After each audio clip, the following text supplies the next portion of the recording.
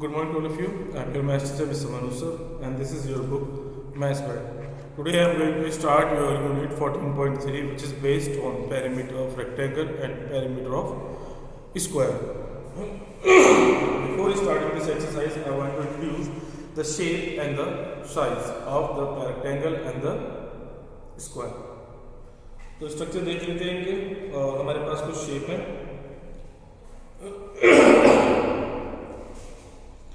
तो जो हमारे पास पहली शेप है ये वाली पेरीमीटर ऑफ रेक्टेंगल.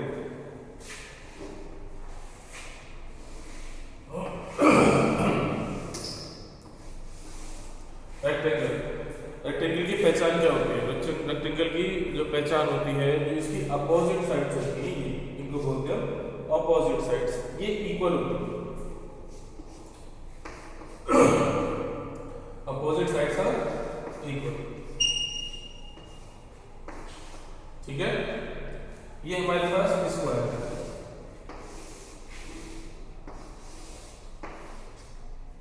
इसकी सारी साइड जो होती है वो इक्वल होती है.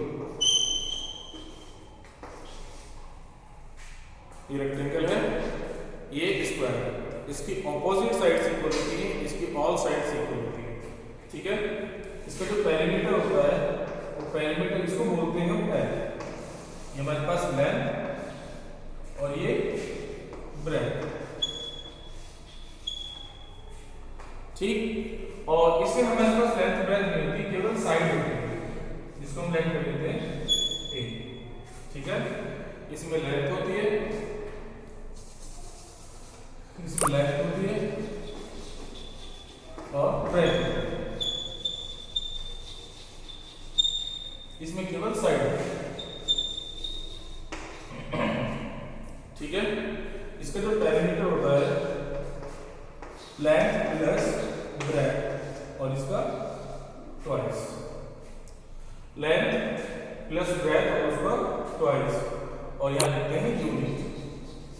यूनिट का मतलब होता है, अगर हमें लेंथ मीटर में दे रखी है तो हम मीटर लगाएंगे, सेंटीमीटर में दे रखी है तो सेंटीमीटर लगाएंगे. इस तरीके से पेरीमीटर बेसिकली 1 2 3 4 ये सारी साइड्स का सब होता है. एक बार मैं लिखता हूं एल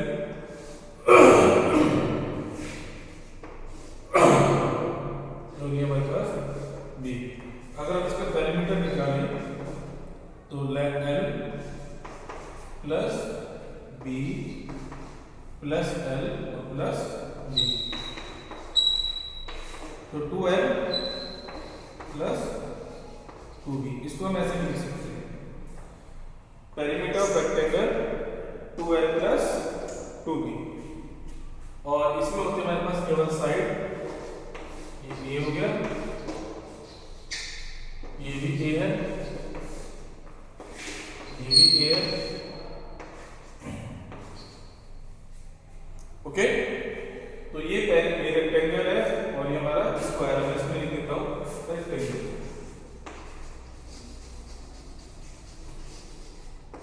और ये हमारा है स्क्वायर.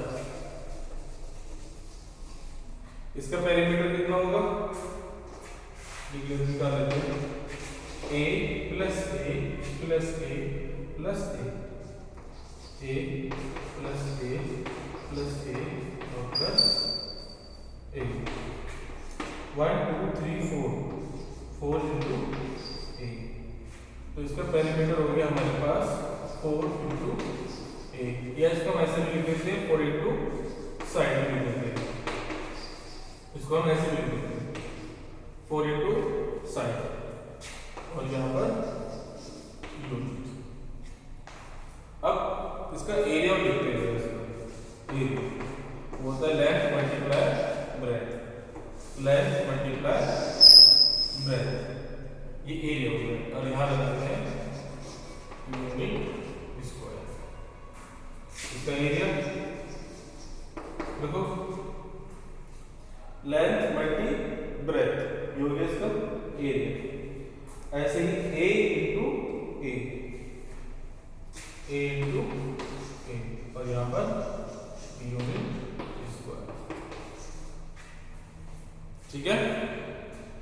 तो ये हमारे पास रेक्टेंगल है, ये हमारे पास स्क्वायर है। रेक्टेंगल का पेरीमीटर होता है हमारे पास 2 ब्रैकेट l प्लस b या फिर 2l प्लस 2b, यानी कि लेंथ में 2 से मल्टीप्लाई करेंगे, ब्रेथ में 2 से मल्टीप्लाई करेंगे और जब उसको हम ऐड करेंगे।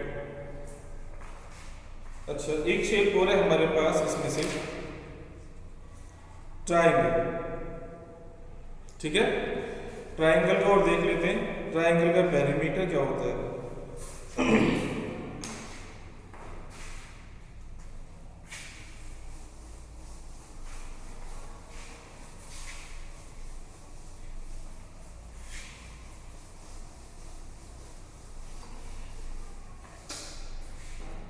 ट्राइंगल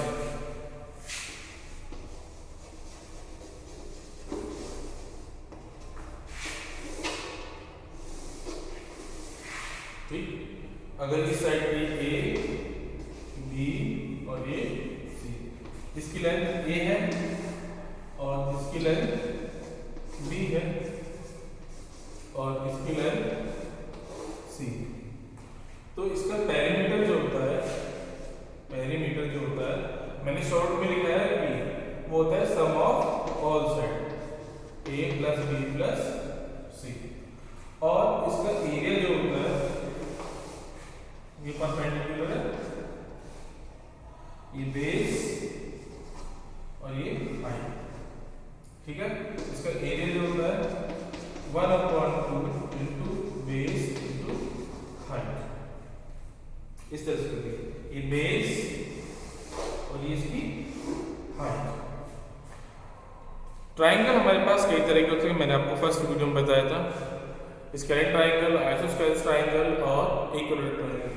तो इनका पेरीमीटर तो हमें सेम तरीके से निकलता है इनका, कि सम ऑफ ऑल साइड, लेकिन जब हम इनका एरिया निकालने की बात करते हैं तो कहीं तो हमारे पास ये फॉर्मूला लगता है, कहीं दूसरा और कहीं तीसरा फॉर्मूला लगता है। तो इसकी शेप के अकॉर्डिंग अलग अलग फॉर्मूला हो सकते हैं, सिचुएशन के अकॉर्डिंग अलग अलग फॉर्मूला हो सकते हैं। फिलहाल मैंने आपको केवल ये बताया, जब किसी क्वेश्चन में इस तरह से क्वेश्चन में पूछा जाएगा तब मैं आपको बता दूंगा, ठीक है। तो जरा एक क्वेश्चन देख लेते हैं इस पे।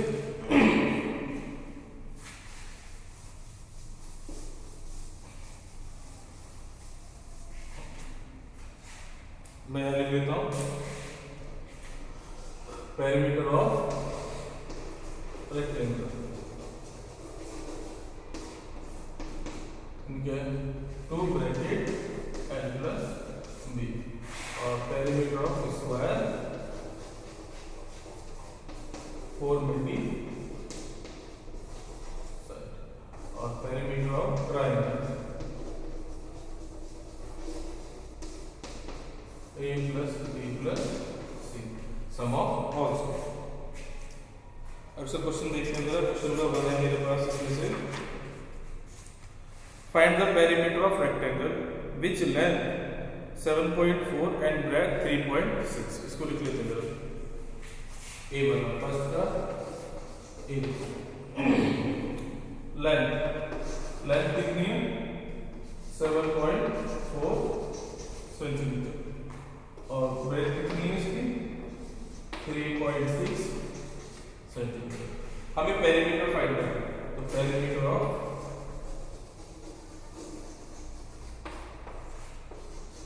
रेक्टेंगल,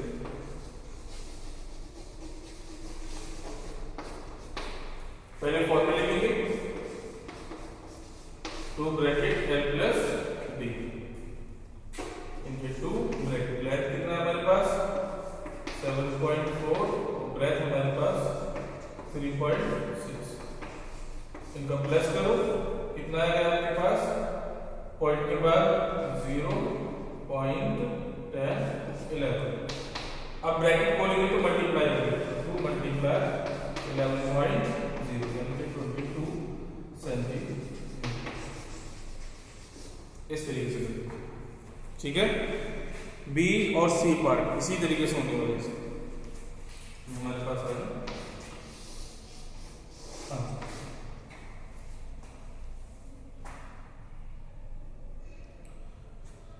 क्वेश्चन नंबर 2 देखते हैं इसका।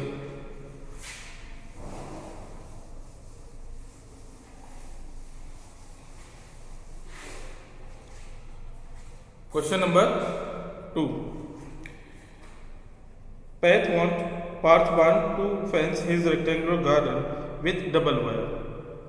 If the cost of the garden are 25 meter, if the side of the garden is 25 meter by 20 meter, अगर लेंथ और ब्रेथ दे रखी है, अलग अलग दे रखी है, तो हमारा रेक्टेंगल होगा, और एक ही साइड दे रखी है तो हमारा स्क्वायर होगा।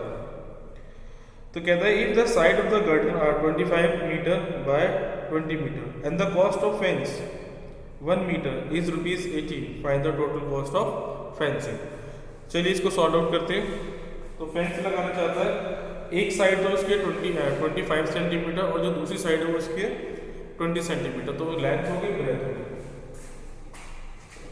क्वेश्चन नंबर 2, तो लेंथ ऑफ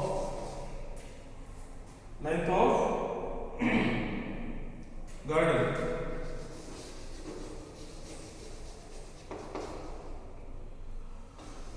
25 सेंटीमीटर, ये बन जाएगी हमारी एल।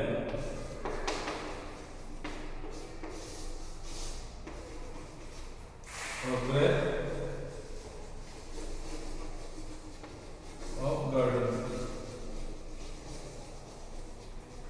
ये 20 सेंटीमीटर दे रखा है इसने, तो B equal to 20 centimetre.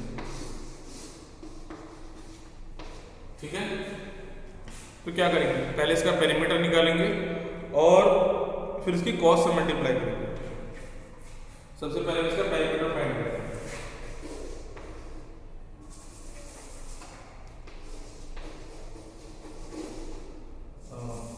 Perimeter of garden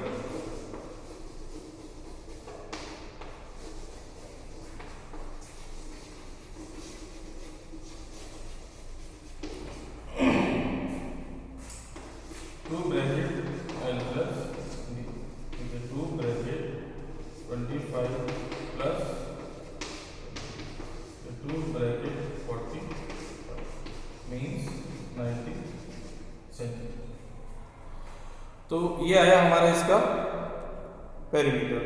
ठीक है, तो ये हमारा पेरीमीटर आ गया इसका 90। ये जो पेरीमीटर जो हमारी फेंसिंग है उसका जो पेरीमीटर होगा वो हमारे गार्डन के पेरीमीटर के इक्वल होगी, इसलिए मैंने यहाँ पे गार्डन का पेरीमीटर निकाला। फेंसिंग बता दूं मैं आपको, तो फेंसिंग बेसिकली जब भी कोई गार्डन होता है उसके चारों तरफ हम लोग ना किसी एनिमल से प्रोटेक्ट करने के लिए बाउंड्री बना देते हैं, तो उसमें तार लगाना होता है, उस तार की लेंथ जो होती है गार्डन के पेरीमीटर के इक्वली होती है। तो मेरे पास गार्डन का पेरीमीटर आ गया 90, लेकिन वो कहता है इसमें कि डबल वायर कराना चाहता है, मतलब 2 राउंड लगवाना चाहता है। तो ये आया हमारे पास पेरीमीटर जो होता है इन 1 राउंड, तो perimeter in 2 round, wire used in 1 round is equal to 9। लेकिन वो डबल राउंड लगाना चाहता है,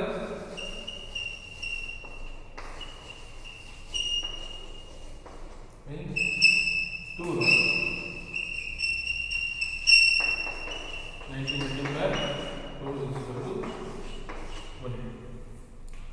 ओके, 90 multiplied 2 into 180। अब हमें क्या फाइंड करना है, कॉस्ट फाइंड करना है। Now cost of fence, cost of fence